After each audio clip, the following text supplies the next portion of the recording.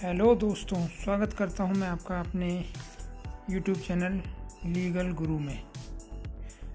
दोस्तों, आज मैं आपको जानकारी दूंगा कि मध्य प्रदेश के राजस्व न्यायालय में किस तरीके से केस दर्ज होते हैं।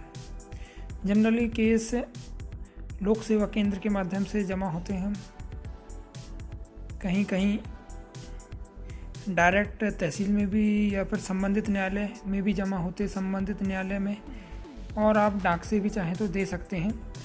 100 रुपये का जो चालान पड़ता है वो देना होता है, और लोक सेवा केंद्र में अगर हम जाते हैं तो वो उसी के साथ लगभग शायद 150 रुपये का चालान ले लेते हैं। तो इसकी जानकारी आपको लोक सेवा केंद्र के माध्यम से या फिर कंसर्निंग जो संबंधित तहसील है या एसडीएम, कलेक्टर, कमिश्नर, जहाँ भी आपका केस चला वहाँ चल देती है। आज मैं आपको जो जानकारी देना चाहता हूँ वो केस के हेड के सिलसिले में। हेड का मतलब ये रहता है कि आपका केस किस टाइप का है। MPLRC में तो आपका केस दर्ज हुआ, लेकिन किस तरीके से। सपोज कीजिए कि आपने एक रजिस्ट्री कराई, आपको नामांतरण कराना है, तो नामांतरण का केस जो दर्ज होगा वो A6 में दर्ज होता है।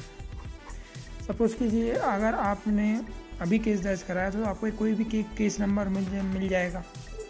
इसके बाद जो वित्तीय वर्ष रहता है, सपोज़ कीजिए अभी 2025-26 चल रहा है, तो इस तरीके से आपका केस नंबर मिलेगा, हेड रहेगा, और ये केस का जो वर्ष है वो दर्ज होगा। जो केस का जो वर्ष रहता है ये 1 अप्रैल से लेकर 31 मार्च तक का वर्ष काउंट किया जाता है। फाइनेंशियल 1 जनवरी से नहीं काउंट किया जाता, 31 जनवरी तक।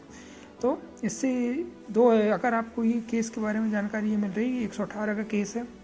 A6 मतलब नामांतरण है। नामांतरण कई प्रकार से हो सकता है, चाहे तो वो फौती के आधार पे होता है, विक्रय पत्र के आधार पे, वसीयत, दान, हक त्याग, कोर्ट की डिक्री, कई प्रकार से हो सकता है। बंटवारे का अगर हमें लगाना है तो बंटवारे का केस A27 में दर्ज होता है। सीमांकन का केस जो रहता है वो A12 में दर्ज होता है। A70 में जो रहता है वो धारा 250 के केस दर्ज होते हैं। कई बार ये B121 में भी दर्ज होते हैं। इस प्रकार से अलग अलग हेड रहते हैं, जिसकी मैंने आज आगे सूची दिया हुआ हूँ। और आपको एक जानकारी और जो ज़रूरी है, जो बहुत से नए जो जूनियर एडवोकेट हैं या जो आम जनमानस है, उन्हें इस चीज़ की जानकारी नहीं रहती कि जो आपका केस रहते हैं, सपोज़ कीजिए ये आपका जो 118(6) का केस है, अब इसमें आदेश हो गया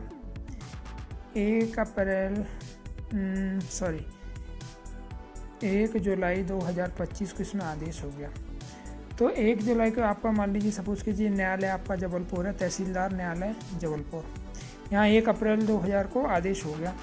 तो ये हमेशा ही वहाँ नहीं मिलेगा, क्योंकि उनके पास तो लगातार केस दर्ज रहते हैं, ना ही उनके पास इतनी व्यवस्था रहती है कि तहसील में या कोई भी आप न्यायालय जाएंगे तो वहाँ केस का अंबार नहीं मिलेगा।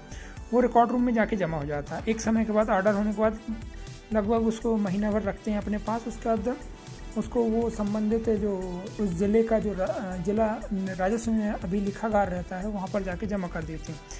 तो ये एक केस जमा नहीं होते, जनरली 2-2 महीने में या 3-3 महीने में एक बार वहाँ जाके जमा करते। तो वो एक पूरा गट्ठर चलता है, वो एक पूरा बस्ता, या जिसको गट्ठर भी कहते हैं, वो एक साथ 200 केस जमा होते हैं, 300, 500, जिस हिसाब से वहाँ पर केस लगे हुए हैं उस हिसाब से आदेश के बाद जमा होते जाते हैं। तो फिर जिस दिनांक को वो जिला राजस्व अभिलेखागार में जमा करते हैं, उसमें एक जमा दिनांक दी जाती है। क्यों?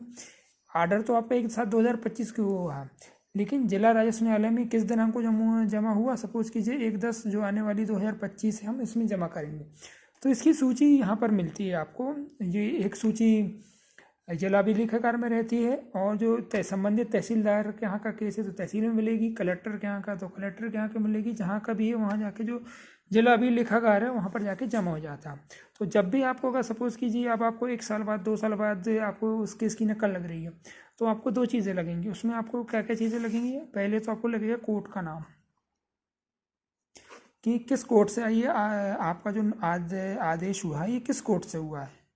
तो दूसरी चीज़ आपको लगेगा प्रकरण क्रमांक। प्रकरण क्रमांक हमारा ये है।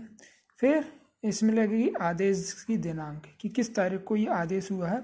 अब आदेश तो हो गया, लेकिन ये राजस्व रिकॉर्ड में कहाँ जमा हुआ, क्योंकि आप अगर कभी राजस्व अभिलेखागार जाएंगे तो वहाँ देखेंगे तो वहाँ पर तो हज़ारों लाखों की संख्या में दस्तावेज रहते हैं। आपका केस कैसे ढूंढा जाएगा? वो जमा दिनांक से ही रहेगा। बिना जमा दिनांक के ढूंढने में बहुत ज़्यादा दिक्कत जाती है। तो इसी प्रकार से आपको नई नई जानकारी मैं देता रहता हूँ MPLRC के संबंध में। मैं लगभग 15 साल से राजस्व न्यायालय में वकालत कर रहा हूँ।